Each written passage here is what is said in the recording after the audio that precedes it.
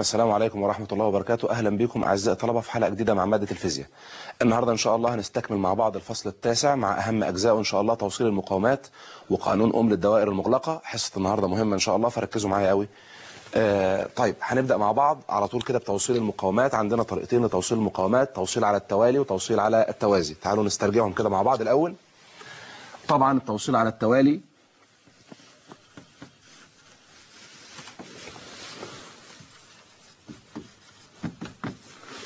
أولا غرضه الحصول على مقاومة كبيرة من عدة مقاومات صغيرة. لو سمينا دي R1 ودي R2 ودي R3 وجبنا فولتميتر يقيس فرق الجهد بين طرفي R1 وآخر لقياس V2 وV3 وفولتميتر للمجموعة، هلاقي ان قراءة الفولتميتر دوت تساوي مجموع الثلاث قراءات. وبعدين بالمنطق برضو، ما هو النقطة دي والنقطة دي لو افترضنا ان الجهد هنا 50 والجهد هنا 20، يبقى فرق الجهد بين النقطتين دول 30. طيب الجهد هنا مثلا هو طبعا هيبقى اقل من 50، ممكن يبقى 40، يبقى الجهد هنا فرق الجهد هنا 10. طيب لو الجهد هنا كان مثلا 25، يبقى فرق الجهد بين النقطتين دول 15، يبقى هنا في 10 15 والفرق هنا 5، هتجمعهم هيطلع 30. طيب يبقى أول قاعدة هنا في التوصيل على التوالي أن فرق الجهد للمجموعة بيساوي مجموع فروق الجهود المتصلة على التوالي. طيب أما عن التيار المار الأصلي يمر على 1 ثم على 2 ثم على 3 بدون تجزئة، يبقى I هيساوي I1 هيساوي I2 هيساوي I3. طيب تعالوا نفك ديات عشان نوصل لقانون التوصيل على التوالي. الV فرق جهد المجموعة ده اسمه الV، هيتفك بI للمجموعة I العمومي دوت في R توتال للمجموعة كلها يساوي V1 فرق الجهد بين طرفي المقاومة الأولى، هنحط مكانه I1 R1، V2 هنحط مكانه I2 R2، وهنا I3 R3. طيب وبعدين التيار متساوي زي ما احنا شايفين في النتيجة الأولانية، يبقى لو قسمنا على I النتيجة هتبقى R توتال تساوي R1 زائد R2 زائد R3. وده اسمه قانون توصيل المقاومات على التوالي. مش هضيع فيه وقت اكتر من كده لانه بسيط. عندي بعد كده الجزئية بتاعة توصيل المقاومات على التوازي، بس صلي على النبي الاول عليه الصلاة والسلام. دلوقتي انا لو عندي نقطة ونقطة، وهنا الجهد 50 وهنا الجهد 20، وجيت وصلت مقاومة بالشكل ده، يا ترى فرق الجهد بين طرفيها كام؟ 30. طيب لو مقاومة تانية فرق الجهد بين طرفيها برضو 30. طب لو مقاومة تالتة برضو فرق الجهد بين طرفيها 30. يبقى أنا عندي فرق الجهد هنا زي هنا زي هنا. فأنا لو جبت فولتميتر عشان يقيس ديت V1، وفولتميتر يقيس هنا، وفولتميتر يقيس هنا، وفولتميتر للمجموعة كلها، هلاقي أن القراءات متساوية.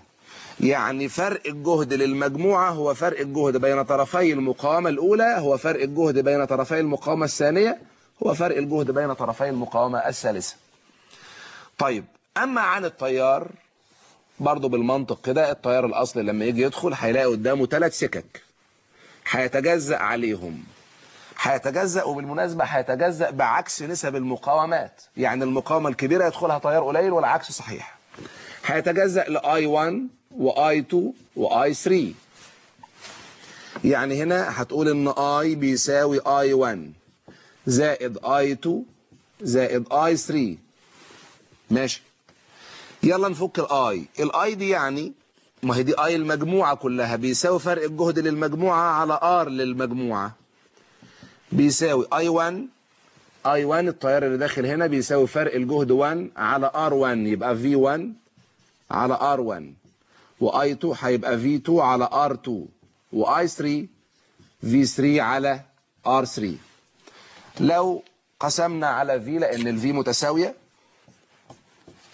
هنلاقي القانون هيقول للشكل دوت 1 على R توتال بيساوي 1 على R1 زائد 1 على R2 زائد 1 على R3.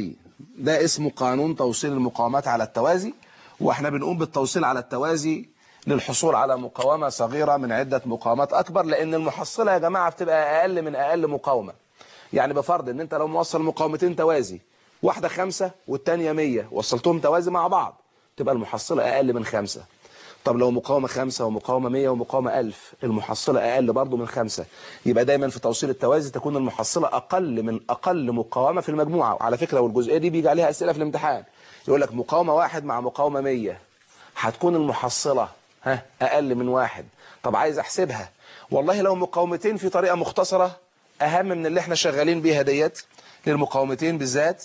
لو عندك مقاومتين هيبقى R1 و2 حاصل ضربهم على حاصل جمعهم. يعني في حال مثلا مقاومة 3 و6 متوصلين توازي، عايز تجيب المحصلة يبقى تضرب 3 في 6 ب 18 على 3 و6 9، يطلع 18 على 9، يعني المحصلة تبقى 2. واديك شايف 2 أقل من 3 طبعا. يبقى دايما يا جماعة في حال التوصيل على التوازي تكون المحصلة أصغر من أصغر مقاومة في المجموعة. طيب أنا معايا كم كبير من المسائل على توصيل المقاومات، بس أنا مش عايزكم تغالوا في المسائل الصعبة، لأن الجزئية دي الكتب الخارجية مستفيضة قوي في جزئية توصيل المقاومات. يعني هناخد مع بعض مثال أو 2 أو 3 يكونوا كافيين إن شاء الله للمعرفة إزاي بنتعامل مع المقاومات الموصلة على التوالي وعلى التوازي.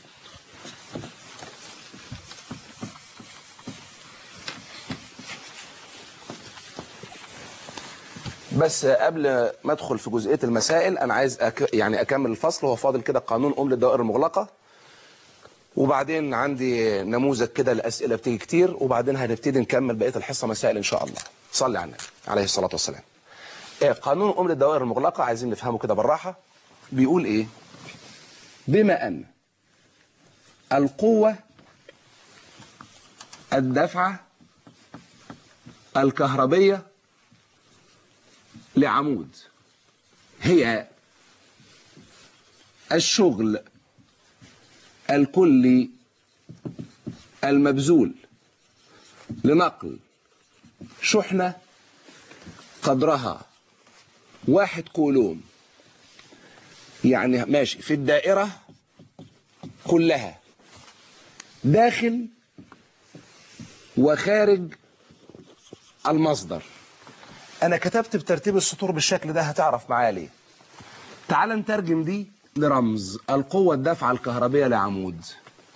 إيه رمزها؟ في باتري. هي يعني يساوي الشغل المبذول لنقل شحنة. ده فرق جهد. فاكر تعريف فرق جهد؟ الشغل المبذول لنقل شحنة قدرها 1 كولوم.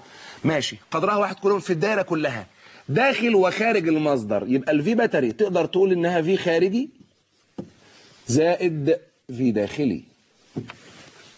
مرة كمان مش البطارية بتتوصل بالدايرة، مش البطارية بتحرك الشحنات جواها وبراها. يبقى من الذي يبذل الشغل لتحريك الشحنات في الدايرة كلها جوه وبراها؟ البطارية. طيب نقول القوة الدافعة الكهربية للبطارية عن الفي باتري بيساوي الشغل المبذول لتحريك الشحنات جوه زائد الشغل المبذول لتحريك الشحنات بره. يبقى في خارجي زائد في داخلي. طيب في داخلي رمزه اي ار سمول. ار سمول دي المقاومة الداخلية للعمود. اما في خارجي هيبقى اي في ار توتال. اي ده التيار العمومي، ار توتال لو في اكتر مقاومة في الدايرة ده المحصلة بيساوي في باتري. طب لو اخدنا الاي مشترك يبقى اي ار توتال زائد ار. تبقى الاي بتساوي في باتري على ار زائد ار. طيب صلي على النبي عليه الصلاة والسلام. القانون ده لازم تعي كل ركن من أركانه. اي يعني التيار العمومي، لأن خد بالك بيبقى فيه تفريعات في الدايرة، ده اي العمومي المقصود بالقانون ده اي العمومي ماشي. الفي باتري دي محصلة الفي باتريز، لأن أنت عندك لو كان عندك في الدايرة أكتر من بطارية بالشكل ده مثلا، لو دي 20 فولت ودي 5 فولت يبقى المحصلة 15 فولت. طب مين اللي بتحط هنا؟ هتقول 20 ناقص 5. طب ليه هنا طرحت؟ لأن هم عكس بعض، دي بتشحن دي. طيب يبقى الفي باتري دي ممكن يكون عندي أكتر من بطارية ودي المحصلة. طيب الار توتال محصلة المقاومات الخارجية. طب وار سمول محصلة المقاومات الداخلية. وبالمناسبة لو دي مثلا مقاومتها الداخلية 1 اوم وديت نص اوم ومحطوطين عكس بعض زي ما احنا شايفين كده، انا طرحت الفي باتريز، هل يا ترى المقاومات الداخلية تطرح ولا تجمع؟ لا، المقاومات الداخلية ما بتطرحش، ملهاش دعوة بالاتجاه دي. يعني بتجمع المقاومات الداخلية في كلا الحالات. يعني لو البطاريتين اتحطوا كده يا جماعة،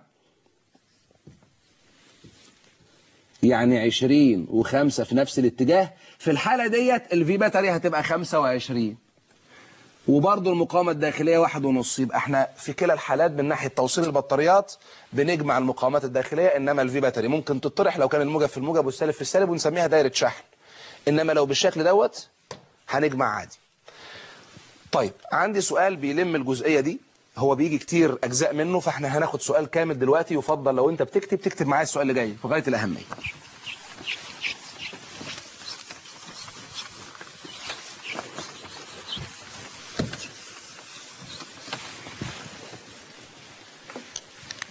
صلى على النبي عليه الصلاة والسلام. في أسئلة بتاعت يجيب لك فولتميتر راكب في حتة من الدايرة، وبعدين يقول لك إيه لو إحنا زودنا الريوستات إيه اللي يحصل لقراية الفولتميتر أو قراية الأميتر. فالناس بتتلخبط في الجزئية دي. بس أنا قبل ما أقولها عايز أدي مثال تقريبي شوية. لو أنا عندي، معلش أنا المثال ده مش لاقي غيره بصراحة، هو المثال بيقول يعني لو معايا مثلا أنبوبة بوتاجاز يا جماعة وصلتها بمانومتر ماشي، هيقيس ضغطها. اوكي. طب لو الانبوبه ديت وصلناها ببوتاجاز مثلا بس مقفول، هل قراءة المانومتر هتختلف؟ لا مش هتختلف، لانه مفيش حاجه خرجت من الانبوبه. طب لو احنا فتحنا بقى الغاز هيمشي، فبالتالي قياس الضغط هنا هينخفض بمقدار ما يخرج لمين؟ لهنا. تاني لو الانبوبه هتبدا تدي البوتاجاز فطبعا قرايه الضغط هنا هتقل. طيب ايه وجه الشبه بين الكهرباء والكلام ده؟ تعال نشوف كده. لو انت معاك بطاريه وصلت معاها فولتميتر بالشكل ده زي المانومتر لما متوصل مع الانبوبه بالظبط، الفولتميتر يقرا الفي باتري الان. طيب قمت موصل معاها دايره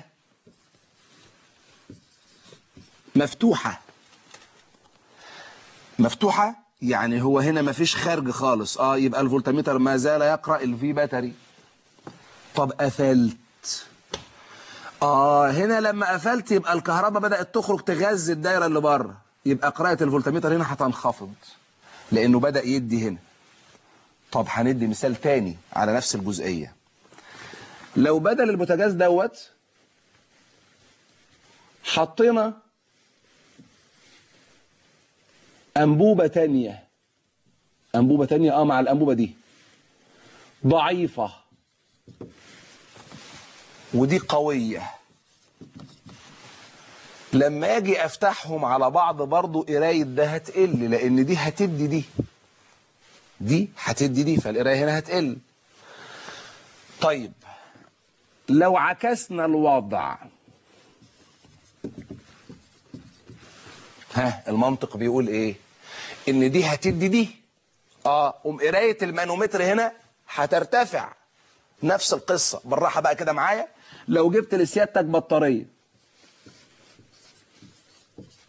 جامدة وبطارية تعبانة، وقبل ما اوصلهم ببعض ده قايس الفي باتري دي وده قايس الفي باتري دي. طب ما تصلي على النبي عليه الصلاة والسلام. نسمي ده في 1 ونسمي ده في 2 ونسمي دي في باتري 1 ونسمي دي في باتري 2. طيب اول لما اقفل مين هيدي؟ دي هتدي. يبقى الفولتميتر بتاعها قراءته تقل لانه هيخرج من قوتها يمد الدايره اللي بره. اما في 2 دي البطاريه دي مش هتدي، دي هتاخد من الثانيه، دي هتتشحن، يبقى قراءته هتزيد لان هو هنا هيبقى في حاله شحن. هنلم بقى الكلام ده كله بس نركز مع بعض في السؤال المهم اللي انا بقول لك عليه. بس صلي على النبي الاول عليه الصلاه والسلام.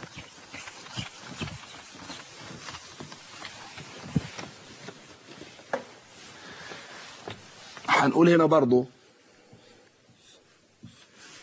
بطارية ومعاها مفتاح ومعاها مقاومة ثابتة ومعاها بطارية تانية ومعانا ريوستات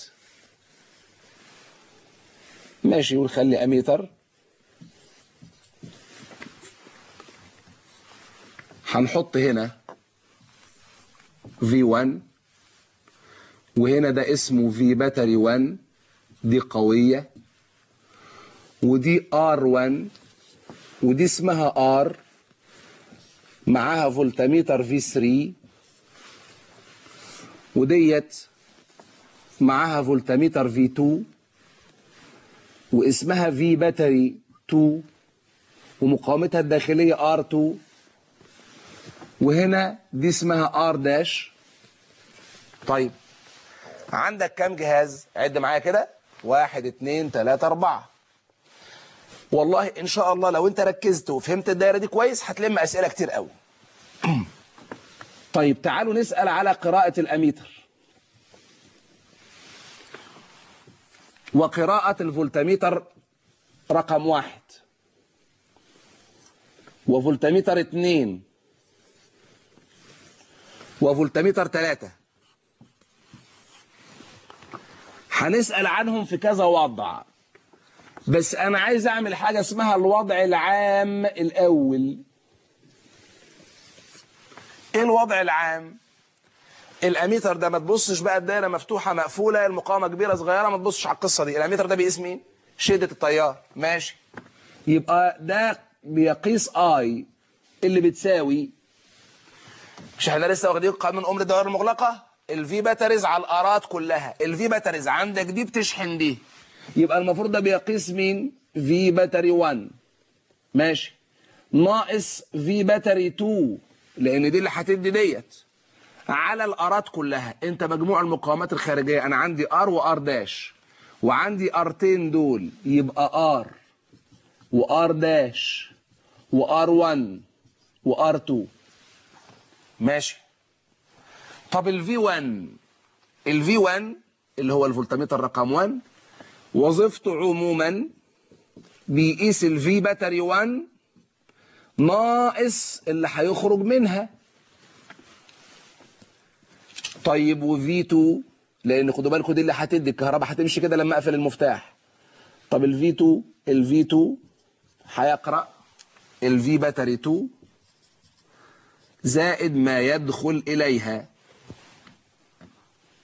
تاني دي هتدي اصلا لما تشتغل ودي هتاخد، يبقى لما الدايره تشتغل يبقى هنا القرايه هتزيد.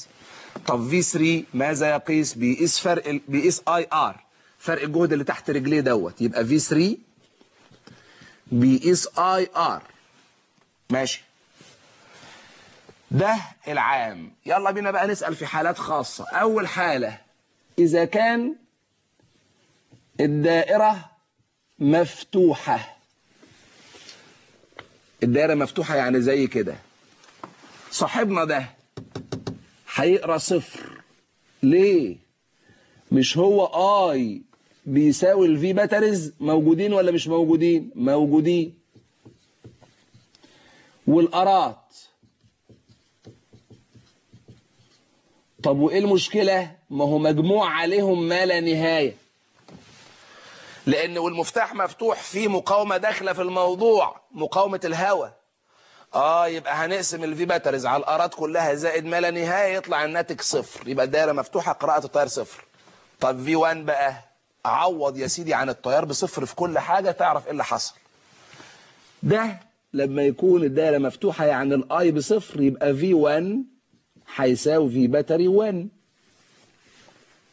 طب ودوت الاي بصفر يعني الاي ار 2 بصفر، يبقى الفي 2 في باتري 2. اما دوت لما تكون اي بصفر يبقى الفي 3 بصفر. ماشي. لما المقاومة ار داش تزيد، ايه اللي يحصل لقراءة لما تزود المقاومة المتغيرة؟ التيار هيقل. طب عايز اقتنع، بص للقانون العام يا اخي، كله ساكت بس دي هتزيد، يبقى ده لازم يقل، يبقى اي يقل. يلا بقى وعوض بنقصانه في القرايات دي كلها.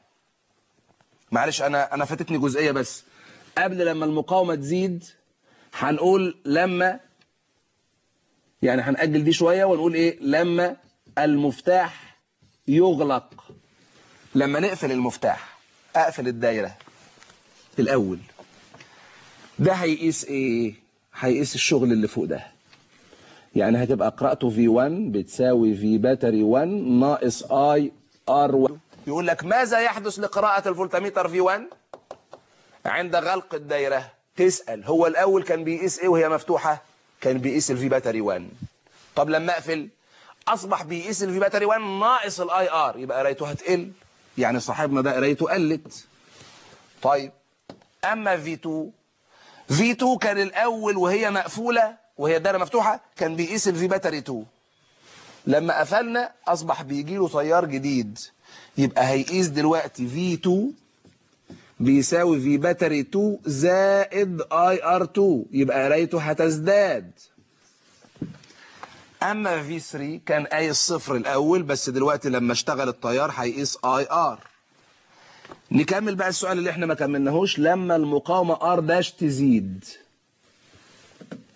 قلنا اي يقل. طب لما اي يقل يلا نعوض بقى. ايه اللي يحصل لما اي دي تقل؟ يبقى قراءة ده هيحصل لها ايه؟ لان اي هنا بتتناسب عكسي مع في 1، يبقى ده قرايته تزداد يا جماعة. طيب وهنا الاي هنا لما تقل الفي 2 يقل، لان هنا تناسب طردي. طب وهنا اخيرا لما الاي تقل، بص كده الفي 3 تقل.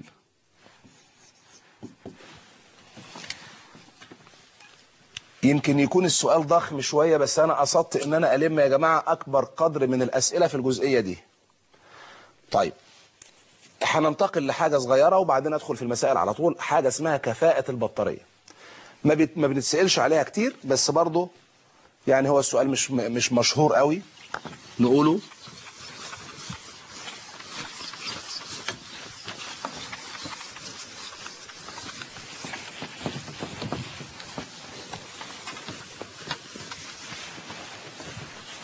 صلوا على النبي عليه الصلاة والسلام. لما يقول لي كفاءة البطارية، ايه كفاءة البطارية؟ انا قلت مرارا وتكرارا كفاءة اي جهاز هي الاوتبوت على الانبوت، الخارج على الداخل. البطارية مكتوب عليها 1.5 فولت مثلا، هل هي هتدي للدايرة 1.5 فولت؟ لا، بتدي اقل. ليه؟ لان في جزء من الشغل بيبذل داخل البطارية. تاني، البطارية تبذل جزء من الشغل داخلها، انا كده ده ما بستفيدش بيه، انا بستفيد باللي هي بتدهني بره. يبقى في يفقد جزء من طاقة البطارية او من شغل البطارية او من جهد البطارية داخلها. طب دي نحسبها ازاي؟ بمنتهى البساطة. هو يا سيدي مش الفي باتري بيديك في بره واي ار، ده يعتبر الانبوت وده الاوتبوت. اما ده المفقود، ده الجزء المفقود، لان لو البطاريه مكتوب عليها 5 فولت وادتني جهد خارجي 4 فولت يبقى انا فقدت كام؟ 1 فولت. طب تبقى الكفاءه اقسم ايه على ايه؟ بص يا سيدي، كفاءه البطاريه تقسم الفي على الفي باتري، او معلش انا كتبت من اليمين للشمال، الفي باتري ناقص اي ار على الفي باتري برضه. طب ويبقى الجزء المفقود، طبعا انت لو عايز تجيبها نسبه مئويه هتضرب في 100. الجزء المفقود هيساوي ايه بقى؟ اي ار على في باتري، ده نسبه الجزء او الجهد المفقود من البطاريه، وبرضه ممكن تضربه في 100 عشان تجيب نسبه مئويه. طيب في سؤال مشهور، علل كلما زادت المقاومه الداخليه تقل كفاءه البطاريه. ما هو معلوم لما تزيد المقاومه الداخليه هيزيد الفقد. طب اجاوبها ازاي؟ لو عايز تكتب السؤال اكتب معايا، علل بزياده المقاومه الداخليه يقل كفاءه او تقل كفاءه البطاريه. اقول له لانه بزياده المقاومه الداخليه يزداد الشغل المبذول داخل البطاريه، فيزداد المقدار اي ار سمول وهو ما يفقد من جهد البطاريه. طيب هننتقل بعد كده لبعض الاسئله على الجزئيه ديت.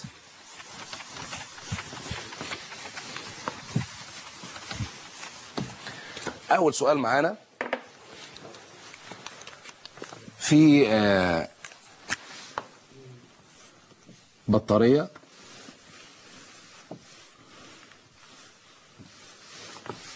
وثلاث مقاومات، دي 2 اوم 2 2، وفي هنا اميتر وهنا اميتر، ده اسمه اميتر 1 2 3، وهو عامل لي هنا كده 1.2 امبير. ايه المطلوب؟ المطلوب تعيين قيمة او تعيين قراءة كل اميتر من الثلاثة. تعال نتكلم بالمنطق الاول وبعدين نتكلم بالاثبات الرياضي. لما يكون التيار ماشي ويقابل 3 مقاومات زي بعض هيتفرق بالتساوي، ده اللي هيحصل. 1.2 اهم هيتفرع ل3 فروع متساوية، يبقى كل واحدة هتاخد 4/10. طيب امشي معاها. اميتر 3 بيصب فيه تيار واحد يبقى يقرأ 4/10. طب واميتر 2 هيصب فيه التيار ده والتيار اللي عدى من هنا، واخدين بالكم؟ يبقى ده هيقرأ 8/10. طب واميتر 1 هيصب فيه ال3 تيارات يبقى هيقيس كام؟ 1.2. الكلام بالمنطق وببساطة بسيط جدا. طب يا مستر بيتكتب ازاي؟ تعال نشوف بيتكتب ازاي، بس صلي على النبي الاول عليه الصلاة والسلام. ايه علاقة ال3 مقاومات دول ببعض؟ توازي. لما تشوف مقاومات توازي تريح دماغك وتعمل ايه؟ تقول في للمجموعة بيساوي في للدراع الاولاني. خد بالك من اللفظ، انا بقول للدراع لان لو كان في كذا مقاومه على التوالي هتجمع. في للدراع الاولاني يساوي في للدراع الثاني يساوي في للدراع الثالث. مش ده من قوانين التوازي؟ ما تشتغلش بغيره. طب في مجموعه اي للمجموعه فار للمجموعه بيساوي اي 1 في ار 1 بيساوي I2 في R2 بيساوي I3 في R3. طيب يلا نعوض.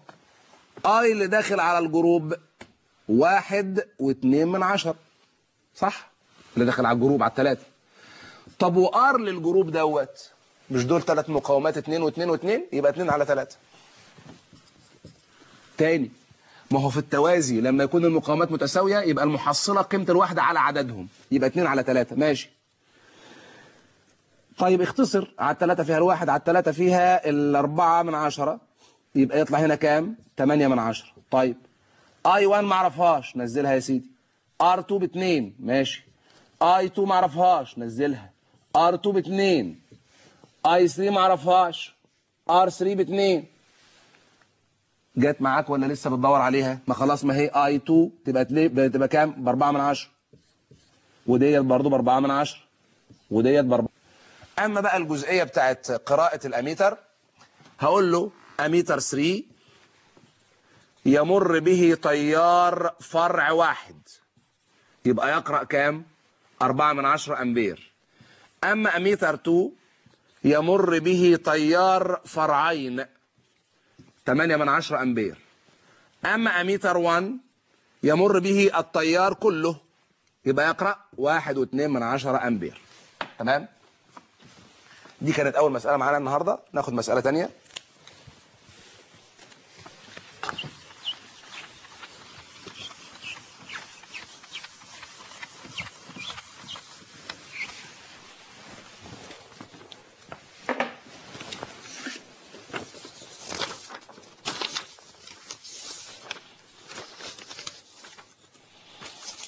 في مسألة مصر 2005.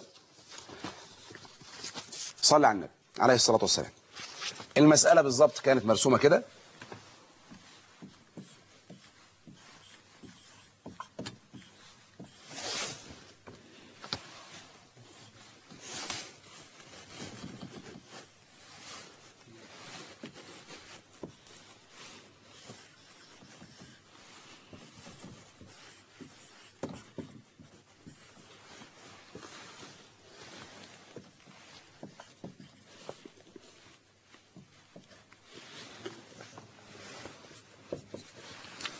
السؤال بيقول اكتب العلاقة بين قراءة كل من V1 و V2 و I المار بالدائرة. ده كان أول فقرة. من غير ما تتعب نفسك، من غير ما تقعد تفكر كتير، صلي على النبي وأنا أقول لك عليه الصلاة والسلام. شايف النقطة دي؟ وأنت كمان تصلي على النبي يا محمد. صلوا على النبي عليه الصلاة والسلام. عندي فولتميتر V1 ماشي. شايف النقطتين دول؟ مش هو بيقيس ما بينهم فرق الجهد؟ طب ايه رأيك لو انا جبت فولتميتر زي ده؟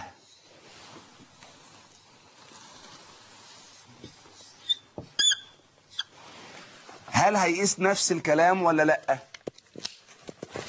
هو الفولتميتر ملوش دعوة هو واقف فين، له دعوة رجليه فين. رجلين الفولتميتر دوت طرفي التوصيل عند النقطتين دول، وده عند نفس النقطتين، يبقى قراءة ده زي قراءة ده. طيب احنا اتعلمنا ان الفولتميتر بيبص تحت رجليه، بيقيس اللي تحت رجليه. طب ده تحت رجليه مين؟ الجهد ده متصل توالي مع الجهد ده. تاني، الجهد ده متصل توالي مع الجهد ده. طيب يعني تقصد تقول ان قراءة الفولتميتر ده بتساوي قراءة ده زائد ده؟ ايوه. يعني مجرد النظر ممكن لو انت مركز معايا قوي هتقول ان V1 بتساوي V2 زائد IS. تاني كده، V1 هيساوي الجهود اللي بره كلها، V2 زائد IS. يبقى انت جاوبت هنا مجرد النظر. قول تاني معلش. V1 اللي هو الجهد دوت بيساوي مجموع الجهود الخارجية. طب يبقى V1 دور كده على اي جهد، ادي اول جهد V2 زائد الجهد هنا هيبقى مين؟ IS. يبقى دي العلاقة الرابطة بين قراءتي الفولتميتر والتيار. السؤال اللي بعده، ثم استنتج ماذا يحدث لقراءة كل من V1 و V2 عند زيادة قيمة الريوستات S. عشان تجاوب ما تتسرعش لو سمحت. ال V1 المفروض ان هو بيقرأ ايه؟ احنا لسه قايلينها من شوية، V باتري ناقص IR، ده العام بتاعه. وال V2 بيقرأ IR. ماشي. خد الكلام منه، بيقول لك ايه اللي يحصل لما ازود الريوستات. لما يزود الريوستات اي العمومي يقل، يعني لما ازود الريوستات اي يقل. طب عوض هنا شوف يحصل ايه لما الاي تقل يبقى في 2 تقل على طول. طب عوض هنا شوف يحصل ايه لما الاي تقل الفي 1 تزيد. ما هي العلاقه هنا علاقه عكسيه. طيب معانا سؤال تاني.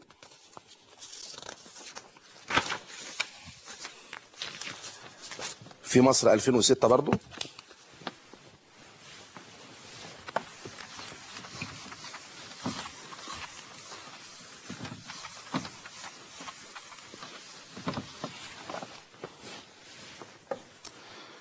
السؤال راسم 3 دوائر.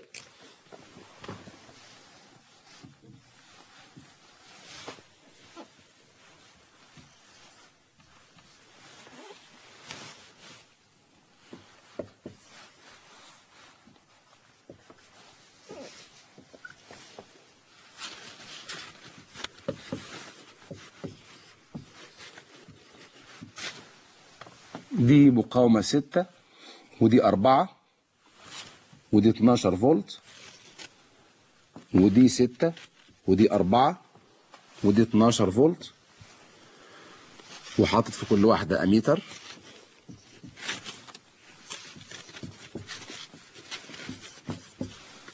أما دي 10 ودي 10.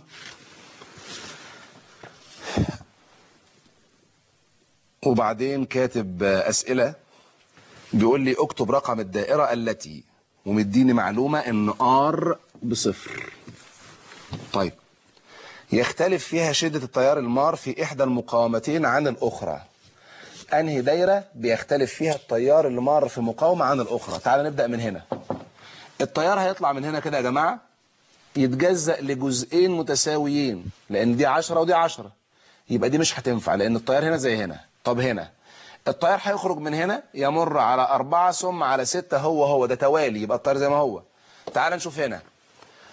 التيار هيخرج من هنا هيقابل قدامه مقاومتين، مقاومة فوق 6 ومقاومة تحت كام؟ 4. طب خد بالك بقى، عارف التيار هنا هيتفرع ازاي؟ كام في المية فوق وكام في المية تحت؟ اعكس نسب المقاومات. مش المقاومات 6 إلى 4؟ يبقى التيار هيتفرع بنسبة 4 إلى 6، يعني 40% اي يطلع فوق عند ال6 و60% اي ينزل تحت. يبقى لو قسمنا التيار ل 100% يبقى 40% عند ال6 و60% عند ال4، عكس نسب المقاومات. طيب السؤال الثاني، في أي الدوائر يقرأ الأميتر بها أكبر مقاومة؟ خد بالك هو كاتب لك إن الفي باتريز زي بعضيهم كلهم 12.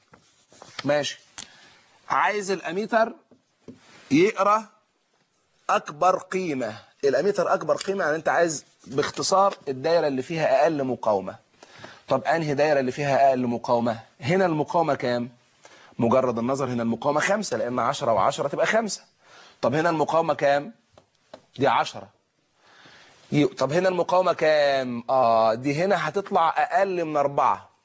4 في 6 على 4 و6، 4 في 6 يعني 24 على 4 و6 يعني 10، تطلع 2.4. يبقى المقاومة الكلية هنا 2.4، المقاومة الكلية هنا 10، المقاومة الكلية هنا 5. يبقى دي صاحبة أقل مقاومة، يعني هي صاحبة أكبر قراءة للأميتر. طيب بيقول لي ماذا يحدث لقراءة الأميتر إذا كانت المقاومة الداخلية للبطارية 1 أوم؟ اللي يحصل لقراية الأميتر في كل الدوائر لو المقاومة الداخلية أصبحت 1 أوم؟ طبعا قراية الأميتر هتقل، هي مش عايزة كلام كتير، لأن مقاومة زادت في الدايرة وأضيفت توالي، يبقى الأميتر هيحصل له إيه؟ قرايته هتقل. في مسألة تانية مهمة، يعني مكتوب عليها برضو مصر 2005.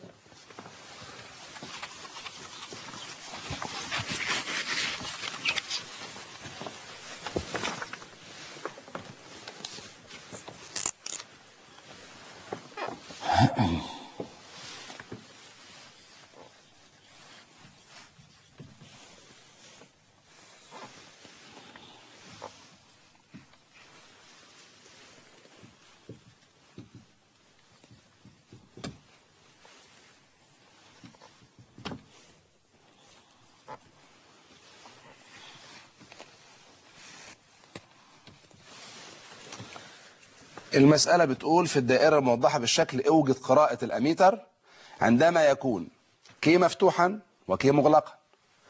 طيب كي اهو لما يكون مفتوح يا جماعة مجرد النظر كي مفتوح، في ناس بتغلط ما بتبصش كي فين. هو كي هنا يفصل الدايرة كلها ولا يفصل الفرع ده؟ لا يفصل الفرع، يبقى التيار هيمشي كده. يبقى أصبحت المقاومة اللي فوق دي ملغية، يبقى توتال المقاومات اللي في الدايرة هو 4 والمقاومة الداخلية 2. يبقى الاي هيساوي في باتري على ار زائد ار. طيب يبقى بيقيس كام؟ 12 على 4 و2 يعني 12 على 6 فيها 2 امبير. السؤال هنا هل الاميتر يمر فيه هنا كل التيار ولا جزء منه؟ كل التيار 2 امبير. ماشي، يبقى قراءة الاميتر لما يكون كي مفتوح الاميتر هيقرأ 2 امبير. طب يلا نقفل كي كده. طب لما نقفل كي ايه اللي يحصل؟ اولا هتضاف مقاومة توازي، يبقى محصلة المقاومات الخارجية مجرد النظر تبقى 2، لان 4 و4 توازي مع بعض يبقى 2. يبقى برضو عوض كده، يبقى الفي باتري ار زائد ار يعني 12 على 2 و2 يطلع 3 امبير. واوعى تقع بقى في الغلط اللي جاي ده. ال3 امبير يطلعوا من هنا، طب يجي هنا هل هيعدوا كلهم؟ لا، هيتفرعوا بالتساوي، لان المقاومة دي قد المقاومة دي، يعني يمر هنا 1.5 ويمر هنا 1.5. كتير بيقعوا في الحتة دي. اول ما يطلع التيار يقول لك يبقى دي قراءة الاميتر. يا عم بص الاميتر فين؟ الاميتر قايس فرع مش قايس التيار العمومي هنا. يعني الاميتر هنا هيقيس على فكرة نص التيار، يعني يقيس 1.5 امبير. ده لما يكون كي مغلق. طيب عندنا مسألة تانية، مسألة مصر 2004. هي مسألة سهلة برضو.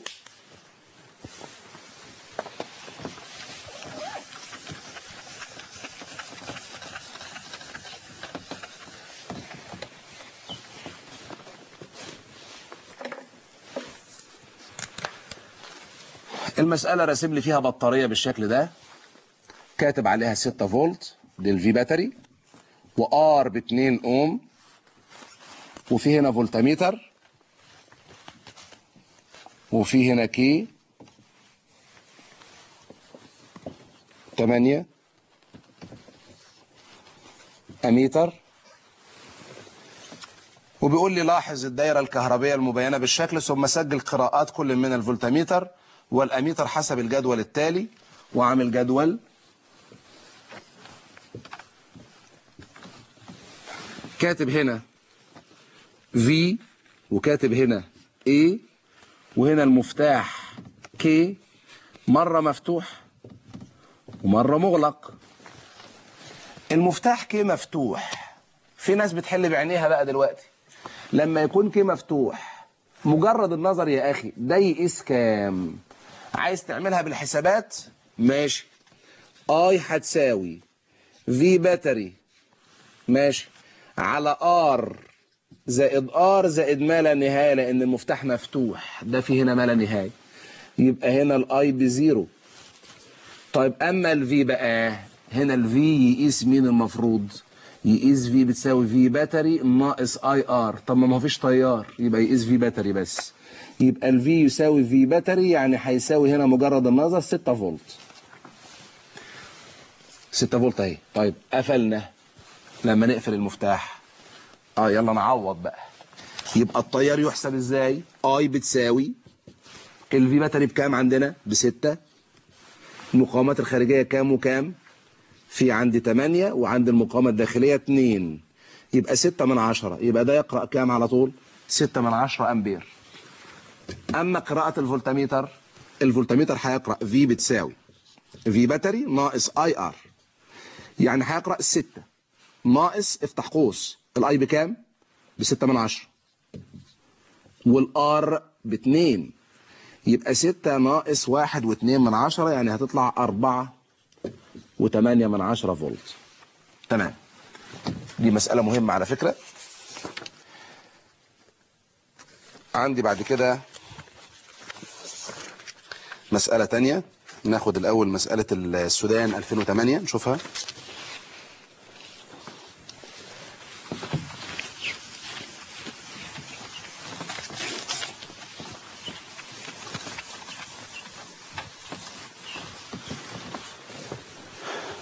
صلوا على النبي عليه الصلاة والسلام.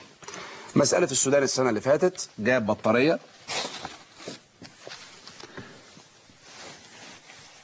ودايرة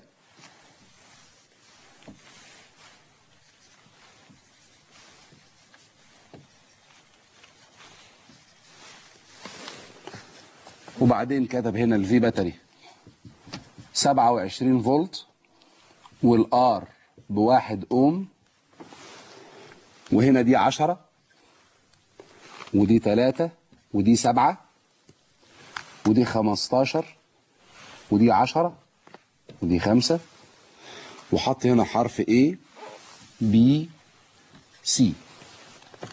صلوا على النبي عليه الصلاة والسلام. ايه مطلوبه؟ اول مطلوب احسب المقاومة الكلية الخارجية للدائرة. والله المفروض ان في طلبة دلوقتي ما شاء الله مش هتمسك القلم حتى، تتجاب بالعين. الشغل ده يا جماعة بعينينا. الناس اللي لسه ما وصلتش المرحلة دي لا شد حيلك شوية.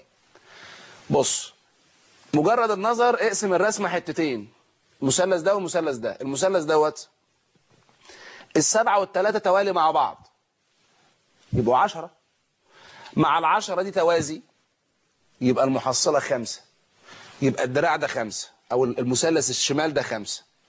طب واليمين ال10 وال5 توالي يبقوا 15، مع ال15 ديت توازي يبقى 7.5، يبقى دوت 5 ودوت 7.5 ودول توالي مع بعض. يعني يا أستاذ عايزنا نحسبهم جروب جروب. أيوة يا عم، دولت 10 مع 10 يبقوا 5. طب ودولت 15 مع 15 يبقى 7.5. المحصلة ما هم توالي يبقى 12.5. يبقى من غير كلام كتير بقى الار هتطلع ب 12.5 اوم. مش محتاجة تضيع وقت، الار ب 12.5 اوم. ماشي، عايز ايه بقى؟ شد التارك كلي المر في الدايرة. والله بعينيك برضو بس هحلها. عايز اي في باتري على ار وار. طب الفي باتري 27، طب والار اللي بره ب 12.5 والار سمول ب1، يبقى 27 على 13.5 يطلع 2 امبير. طيب يبقى التيار الكلي 2 امبير. عايز ايه تاني؟ عايز فرق الجهد بين بي وسي.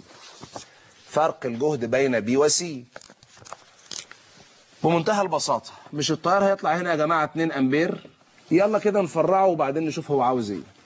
ال2 امبير دول يجوا يقفوا هنا يسألوا نفسهم هنتوزع ازاي؟ السكة دي فيها 10، طب والسكة دي فيها 7؟ اوعى تغلط الغلطة دي. انا بقول لك السكة كلها فيها 10، دي فيها 10 ودي فيها 10، يبقى خلاص هيتوزع 1 امبير هنا و1 امبير هنا ويكملوا كده ويلتقوا عند النقطة دي. يعني عند النقطة دي 2 امبير. ماشي، هيتفرعوا تاني ويسألوا نفسهم نتفرع ازاي؟ السكة دي فيها 15 والسكة دي فيها 15، يبقى برضو التيار هيتجزأ بالتساوي.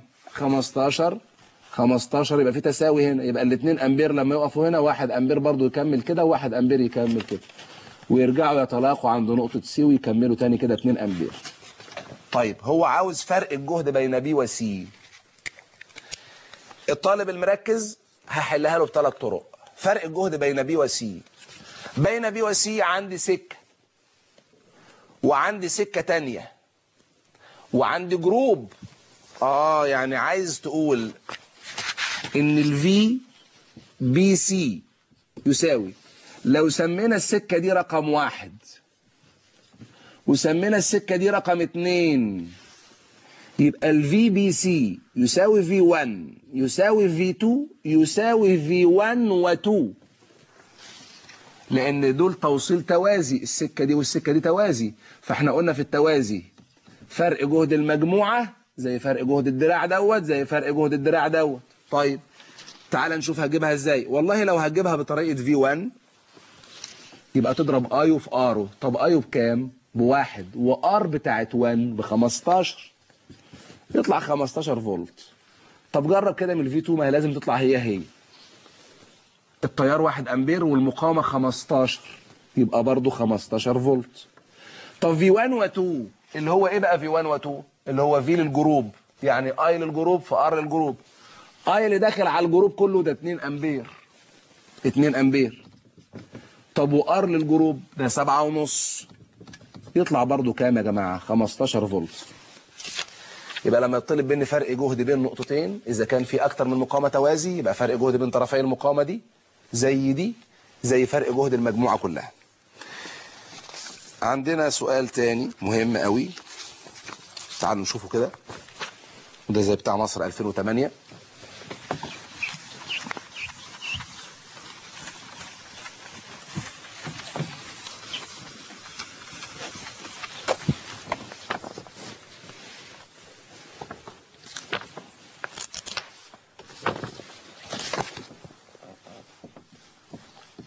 تسعين فولت ده المصدر، 30 اوم مقاومة 30 اوم برضو، 30 اوم.